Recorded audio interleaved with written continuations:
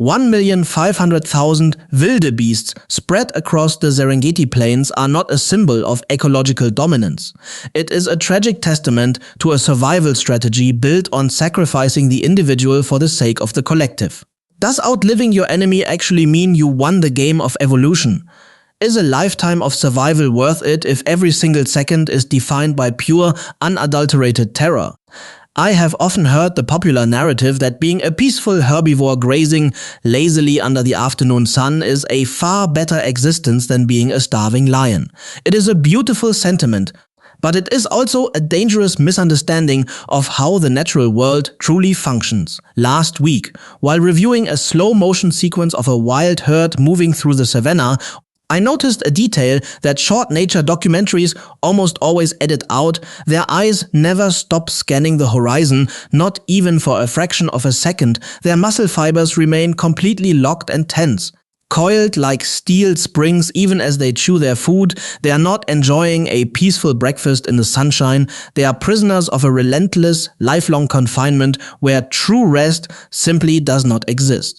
The green grass covering the savannah looks like an endless, free buffet. Grass does not run away, it does not fight back, and it requires zero energy to hunt. But this abundance is the first illusion of a brutal biological trap. Vegetation is an incredibly poor source of nutrients, packed with microscopic silica fibers that systematically grind down the teeth of anyone who eats it, to extract enough calories just to stay alive.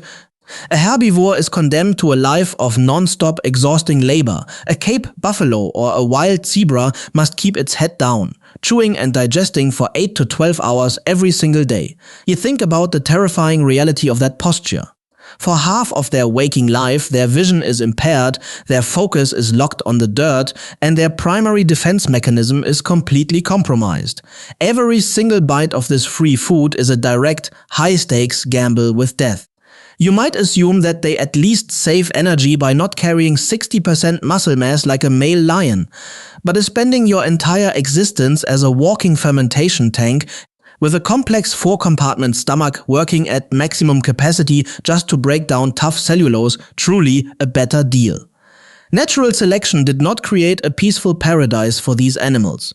It gave them a lifetime sentence of hard labor, where stopping to rest for even one afternoon means immediate starvation on top of a field of green. A wild zebra can live for 25 years, and an elephant can survive for over 8 decades, but do not mistake this long life for a reward. In the economy of nature, a longer life for a prey animal is simply a longer sentence of unrelenting stress and hypervigilance.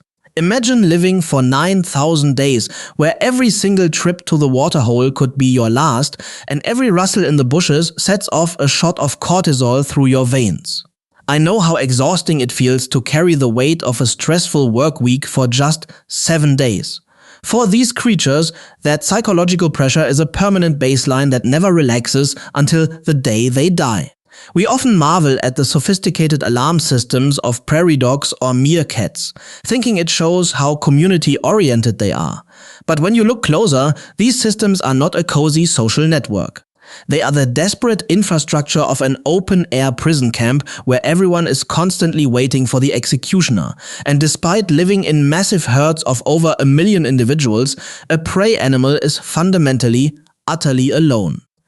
When a predator strikes, the herd does not unite to fight back or protect the weak. They run in a chaotic stampede, actively using their neighbors as human shields, hoping the monster takes someone else. Their longevity is not a peaceful retirement. It is an exhausting marathon of terror, stretching across decades of isolation inside a crowd. Losing 75% of your hunts as a lion or 90% as a polar bear is not a design flaw. It is the ultimate proof of an animal whose single success can alter the entire balance of an ecosystem. Predators do not just exist. They master their time, sleeping for 20 hours a day because they earned the right to rest, because grass never runs away. An elephant or a wildebeest has no evolutionary reason to grow smarter. But because prey is always running, a predator must adapt, outthink, and strategize with every single generation. The hunger they face is not a misery, it is the raw spark that forged the sharpest intelligence in the natural world. Look at the African wild dog. executing pack tactics with an 80% success rate that leaves modern military strategies in the dust. Critics will quickly point out that a single broken tooth or minor limb can doom an apex hunter to starvation. They are right, because the cost of true freedom and absolute power has always been remarkably high.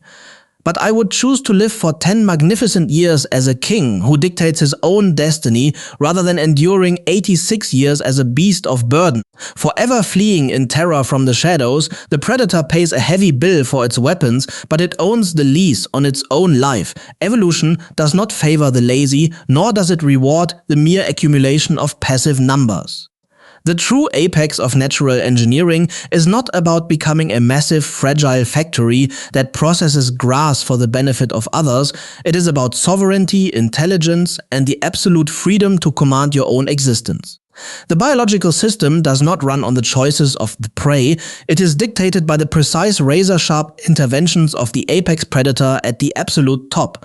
Being a predator is painful, unforgiving, and infinitely harder, but it is the only path to true liberation in a world built on survival. Thank you so much for watching this video until the very end. And if you want to explore more hidden truths of the natural world, please hit that subscribe button right now.